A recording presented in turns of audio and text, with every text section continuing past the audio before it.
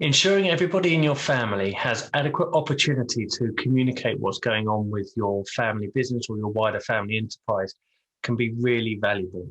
One of the forums that allows family members to do this is called a family assembly. My name is Russ Hayworth, and in this video, I'm going to run you through what a family assembly is, how they function, and what sort of things they will include. If you're enjoying these videos and learning from them, please do hit subscribe. So what is a family assembly? A straightforward way to explain what a family assembly is that it is a gathering, perhaps annually, of everybody that's involved within the family of a family enterprise. And it's an opportunity to communicate amongst that family. It's an opportunity for everybody to get to know each other a little bit better.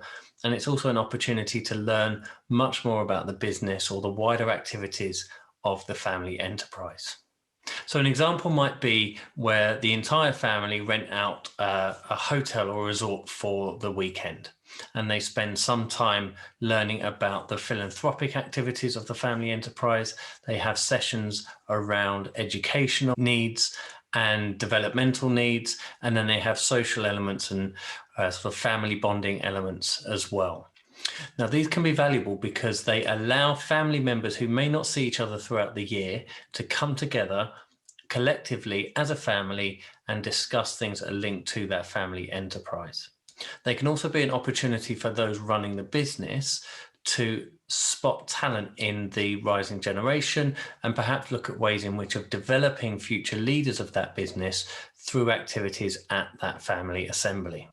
We spoke last week about the role of a family council, and oftentimes a family council will help shape what activities are completed throughout the weekend in this example.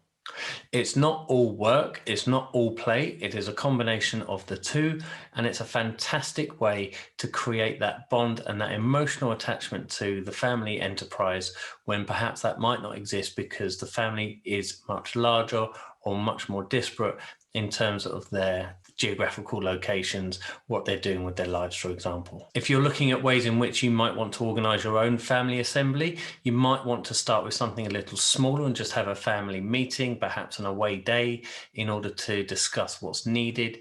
You may find that the creation of a family charter or a family council is a good way of starting to outline what might be covered within this family assembly. As ever with any of the topics that I cover, if you do need help or want to have a discussion as to whether this is relevant for you, please do get in touch. I'm here to help. So to summarize, they are an annual gathering of everybody within your family and an opportunity to discuss everything that's going on with the business, everything going on with the family, provide some educational support to those that may need it, and also to provide the opportunity for everybody to bond within that family. It often helps to create an emotional attachment to the business, which can be really useful when there are many stakeholders, but they don't necessarily get the opportunity to come together as you would hope. You may also find useful episodes on my podcast, which is called the Family Business Podcast. There'll be a link in the comments below to allow you to subscribe to that as well. Until next time, take care.